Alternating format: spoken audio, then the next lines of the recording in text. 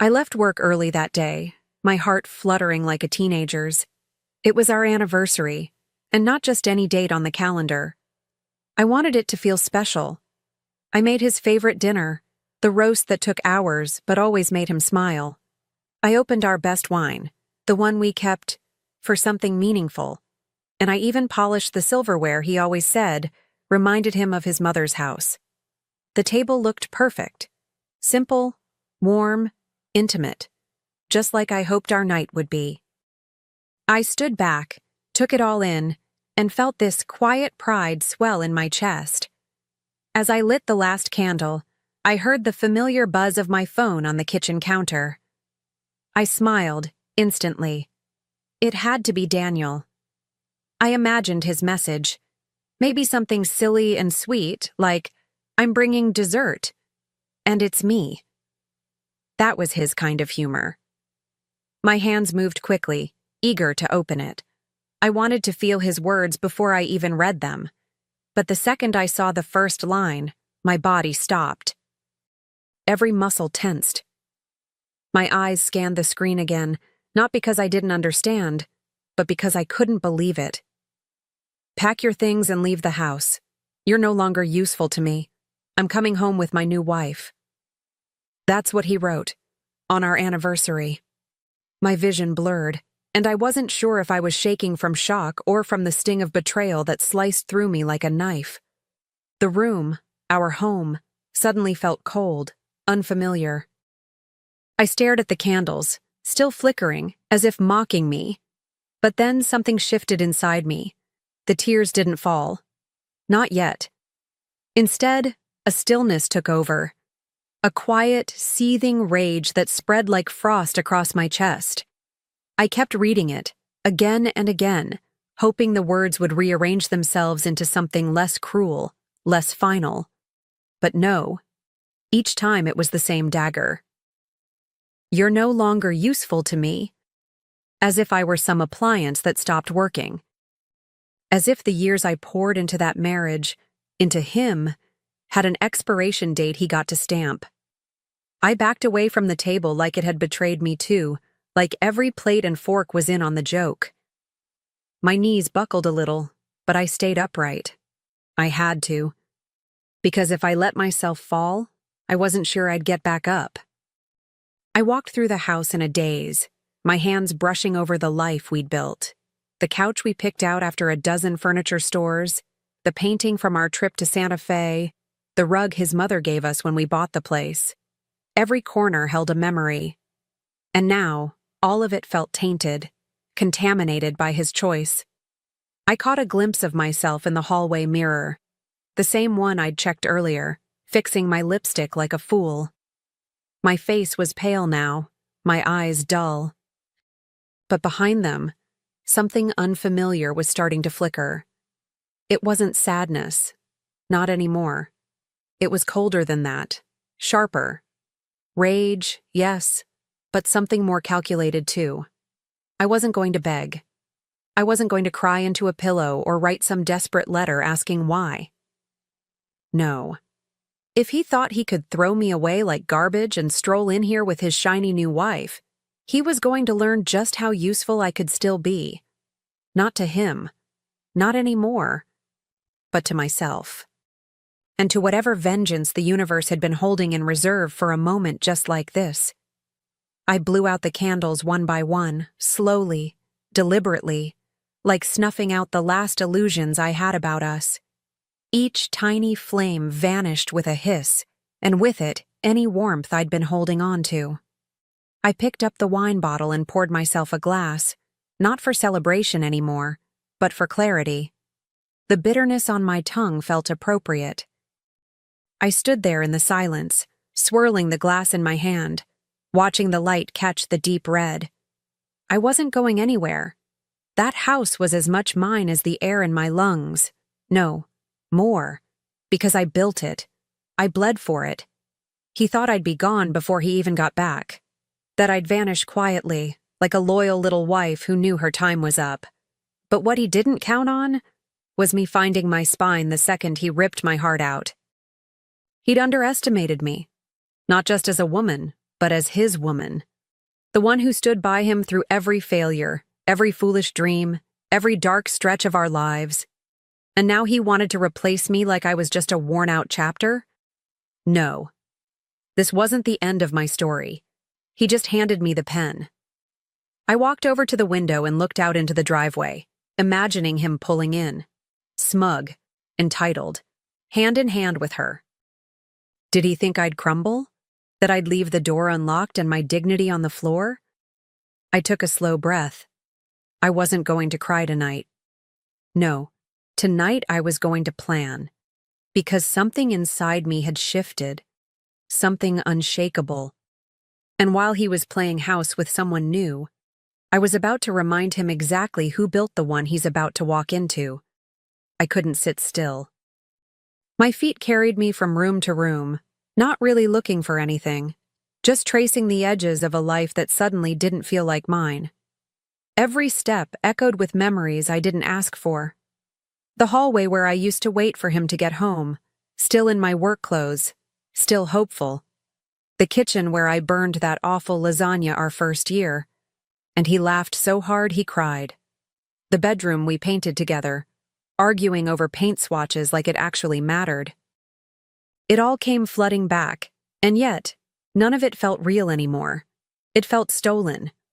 I ran my hand along the banister, the same one I gripped when we finally got the keys. I remembered how small our savings were back then, how we scraped together the down payment with my inheritance and a little luck. He was between jobs, so I covered the bills for a while. Longer than I should have. But I didn't mind. I believed in us. I believed in him.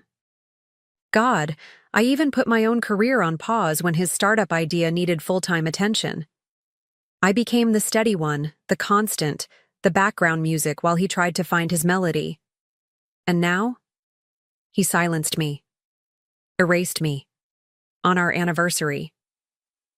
I paused in front of the closet, his side still neat, just like he always kept it. I stared at his shirts, all those crisp button-downs I used to fold with care. I could still smell his cologne on the collars. It made me sick, but not weak. No, something was building inside me, something steadier than heartbreak. I wasn't about to pack his things, not because I wanted him here, but because he didn't get to write the ending.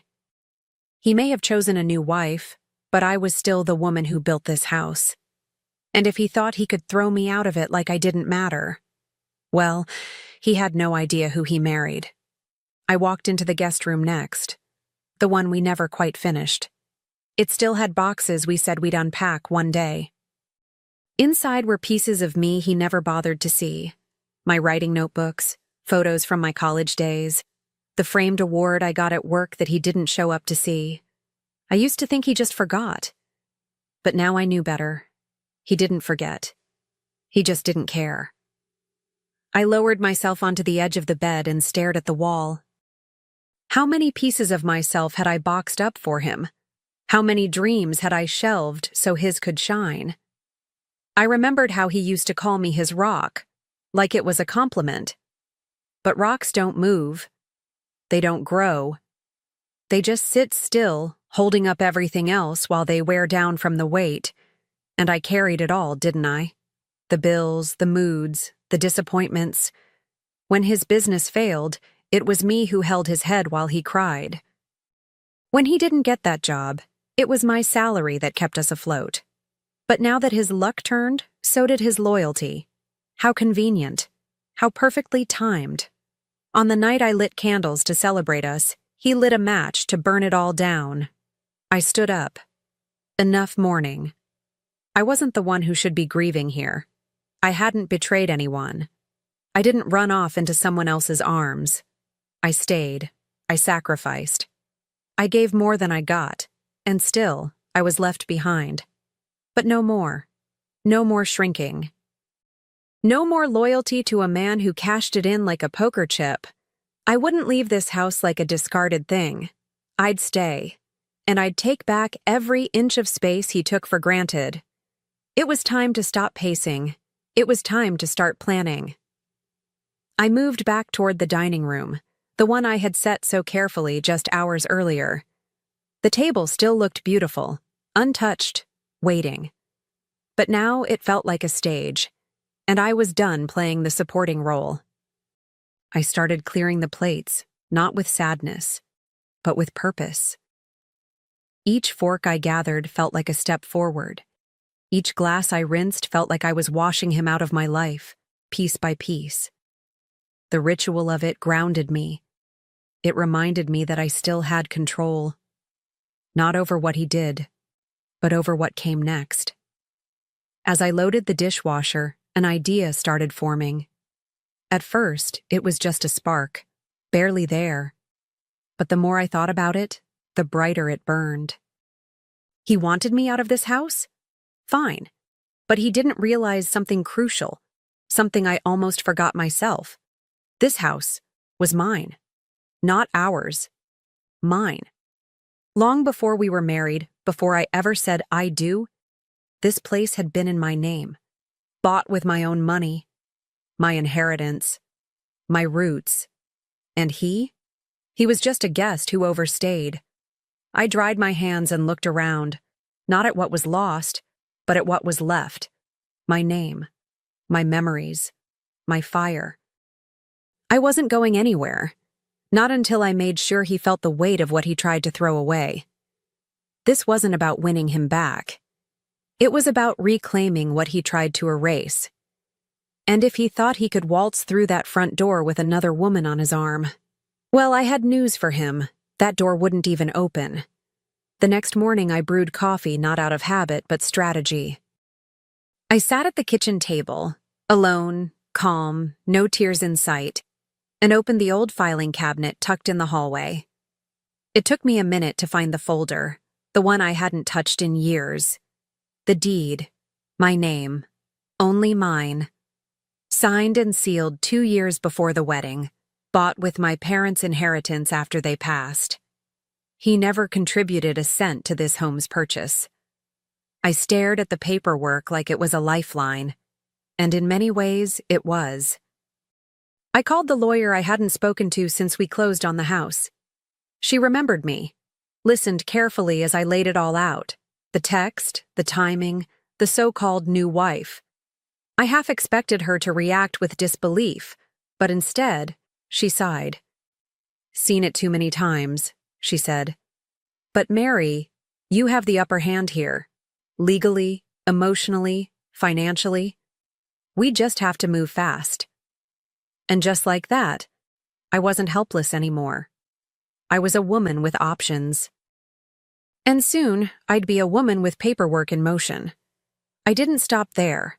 I called a locksmith, asked for an emergency rekeying, then a moving company. Not for my things, for his. "Everything from the master bedroom and the closet on the left," I told them. "No need to be delicate." I made another call, to an old friend who worked in design. "You ever redecorate a house out of spite?" I asked. She laughed. "Only twice." My voice didn't shake once that day. I had a plan now. And when a woman like me has a plan, especially one she didn't ask to make, it's best you don't get in her way. By noon, the locks had been changed. Every doorknob, every entry point. The locksmith was quick and didn't ask questions, though he gave me a look, the kind that says I've seen this before. I offered him coffee. He nodded, polite. I think he understood more than he let on. After he left, I stood in the doorway for a long while, hand resting on the cool brass handle. It felt final, like drawing a line he wouldn't be able to cross again, not without a key. And trust me, he'd never get one of those again. The movers came right after. 2 men, efficient, quiet. I pointed to his side of the closet, the drawers that held his monogrammed socks, the shelf with his leather shaving kit. They packed it all with mechanical precision, not a moment wasted. I didn't watch closely. I didn't need to. Every item they removed felt like air returning to the room. Lighter. Freer. I even let them take the leather chair he loved, the one I never really liked. Funny how that worked out. I signed the receipt and waved goodbye like I was sending off a bad habit I'd finally quit. Then came the hardest part, walking through the empty spaces that once held his things. You'd think I'd feel sad, maybe nostalgic. But honestly, I felt clean, like someone had wiped the fog off the mirror and I could finally see myself again. Not the woman who waited up late. Not the one who made excuses when he forgot my birthday. The real me. The one who once bought this house with her own 2 hands and dreams too big to be shared with someone small. The woman he misjudged and was about to deeply regret crossing. By the time the sun began to set, I was done. The house was silent again, but not in the same way as before. This silence felt earned, intentional. I sat back at the dining table, the same table I'd once set for love, and laid out the documents my lawyer had sent over. Property confirmation, notice of intent to file for divorce, a restraining clause barring him from entering the premises without permission. I signed everything in long, steady strokes. No hesitation, no tremble. It was the most powerful I'd felt in years. I printed one final note, short, firm, perfectly worded. Trespassing is a crime. This property belongs to Mary. Call your lawyer, not your ex-wife. I folded it and taped it to the front gate, right where his smug little face would see it the second he arrived. I made sure it was level, made sure it couldn't be missed. And then I stepped back inside, locked the door, and stood there for a moment, just listening to the echo of my own heartbeat. I wasn't hiding. I was preparing.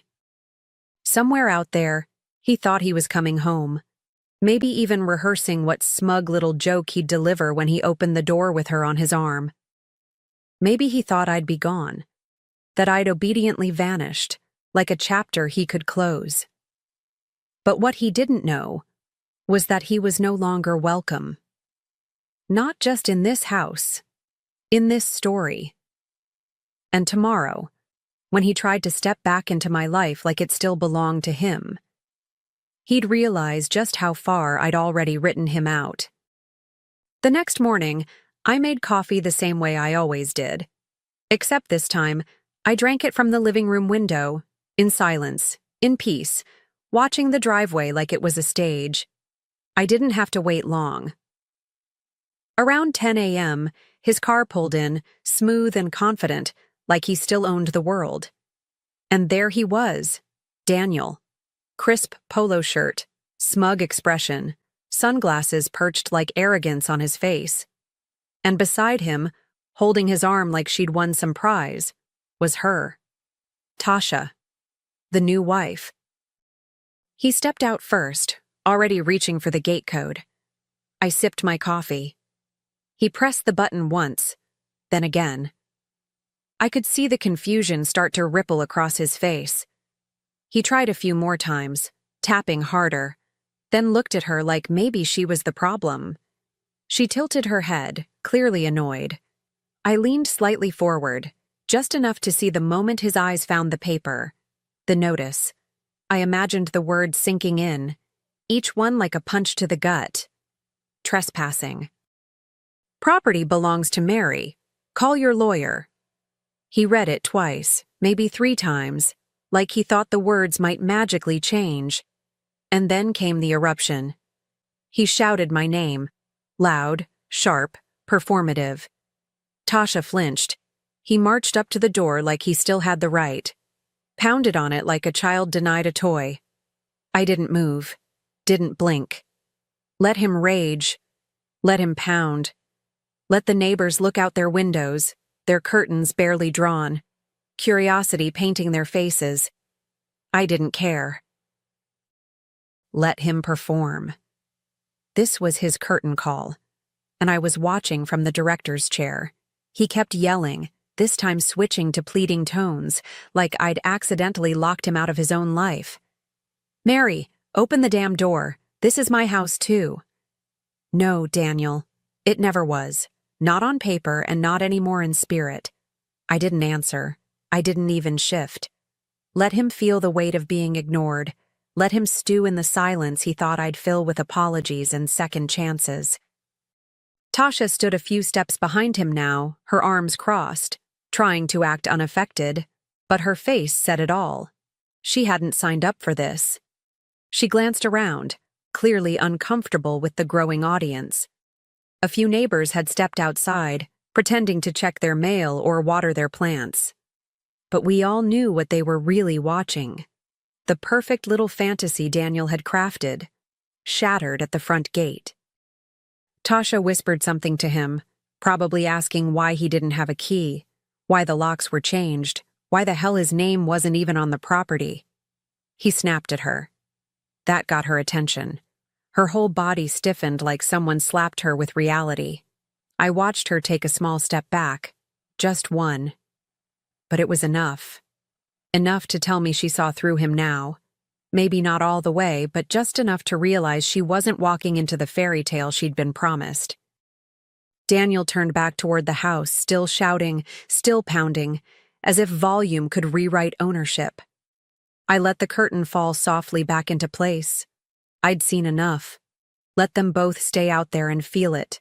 The cold, the rejection, the embarrassment, the beginning of their end. I walked away from the window, slow and steady, my mug still warm in my hand. There was no rush. I didn't need to see the rest, because I already knew how it would play out. Daniel would flail, then fume, then eventually fizzle into quiet defeat. He'd dig through his phone, maybe call a lawyer, maybe call me again. I already had him blocked. Every number, every channel. And if he tried from a new one, well, I knew how to silence him now. Not with shouting, with absence. That house had echoed with so many of his moods over the years. The sulking, the cold shoulders, the self-importance that walked louder than his feet. But now, it was peaceful. My peace. And I wasn't about to let a man, any man, shatter it again. Outside, he was still knocking, still trying to make the world bend to his will. But the only sound that mattered was the one inside me. Calm, clear, resolute. I had no more apologies left to give. Just boundaries, locked doors, and a front gate that wouldn't open for betrayal. I poured myself another cup of coffee, added a splash of cream. I didn't even flinch when he shouted one last time. I knew what that yell meant. It wasn't anger anymore. It was disbelief. It was the sound of a man realizing he'd lost the upper hand, the home, and the woman who once would have forgiven everything. But not this time. This time he'd underestimated the silence. And it was that silence that told him, "You don't live here anymore."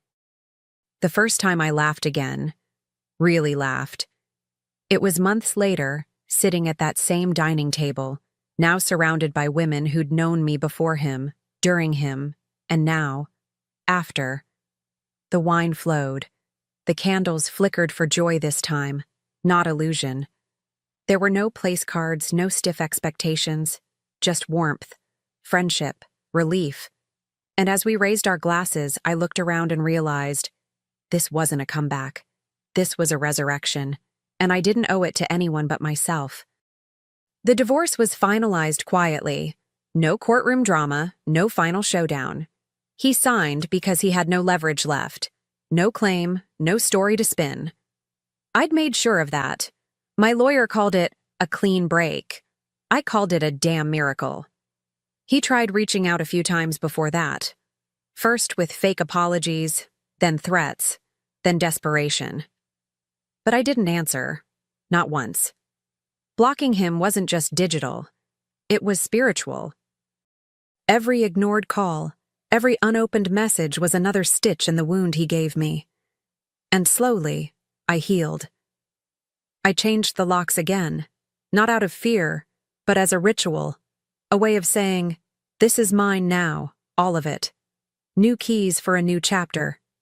I painted the bedroom a warm sage green, got rid of that awful leather chair, and bought a plush sofa I could sink into without thinking about compromise. Every corner of the house became mine in a way it never had been before. And every morning I woke up without him, I felt a little more like myself. Not the version he tolerated, the version I missed, the version I finally chose. Some days I still walked past the front gate and smiled at the memory of his face. That stunned, sputtering expression when he realized the locks had changed. But not out of bitterness. Not anymore. It was just clarity. Proof of how far I'd come. That moment used to replay in my head like a revenge anthem. Now? It was just a chapter. A necessary rupture that made space for everything that followed. Healing doesn't always arrive with fanfare. Sometimes it tiptoes in through a morning breeze, or the way your shoulders stop tensing at every sound. I started doing the things I once put off for him. Pottery classes on Wednesday nights, solo brunches on Sundays with a book in hand, spontaneous road trips without explaining to anyone. I wore lipstick for the hell of it, cooked only when I wanted to, and took up space in my own life like I was finally allowed to breathe. And maybe, for the first time in decades, I actually was. The quiet no longer unnerved me. It comforted me. It whispered, "You made it." Every now and then I'd hear whispers around town. That he and Tasha didn't last, that they argued, that she left. Maybe it was true. Maybe it wasn't. Either way, it wasn't my business. I didn't need his suffering to validate my strength. I'd already reclaimed more than he ever took, my voice, my time, my dignity. And that was enough. More than enough. Because I wasn't surviving anymore. I was living, fully, deeply, and unapologetically for me. The table where it all began, the one I'd once set with trembling hands and hopeful eyes, had become my favorite place in the house. Not because of what it represented back then, but because of what I reclaimed around it. I hosted dinners there now, surrounded by laughter, by stories that had nothing to do with him. No candles for romance, just light, steady and warm. I didn't flinch at anniversaries anymore. They came and went like weather. And if they meant anything now, it was only this. I made it through. That night, as my friends toasted around me, I looked down at my glass and thought about all the versions of myself I'd had to leave behind. The naive newlywed, the quiet peacemaker, the woman who waited too long for someone to change. They were all gone, not forgotten, but gently released. In their place stood someone I hadn't known in years, someone strong, certain, whole. When it was my turn to speak, I didn't overthink it. I just smiled, lifted my glass, and said the only thing that felt true. To being useful. To myself.